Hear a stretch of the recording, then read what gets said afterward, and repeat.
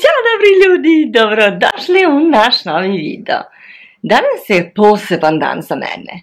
Poseban zato što ću danas Matiji, Urošu, Filipi i Maši da poklonim nešto o čemu sam dugo maštala.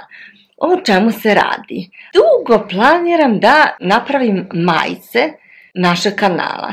Ali tu je zahtijevalo puno vremena u Photoshopu da osmislim kako će to da izgleda i kako da napravim to.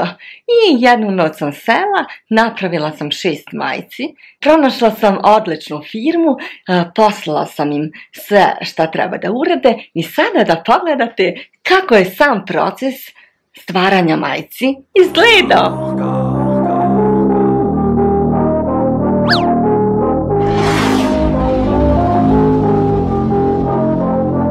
Even when you feel low, you can still go.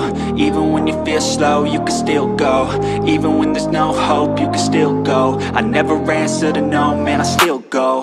Go, go, go, go, go, go, go, go, go, go, go, go, go.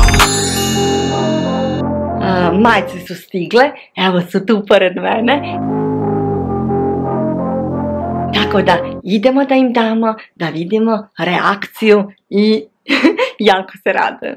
Prije nego što im dam majice neće dobiti samo oni. Dobit ću ja, Hristina, dobit će njih 4 i dobit će moja sestra bliznakinja Stefanija. Tako da idemo, ali samo ja znam za majice, a za njih 5 će biti iznenađenje. Idemo da im damo. Imam nešto da vam dam. Svima vama. Ja mislim da znam, da. Ti sedi isto tu. Smo Filipa. Sljedeća je zelena. Ajde. Ljubičasta. I bela.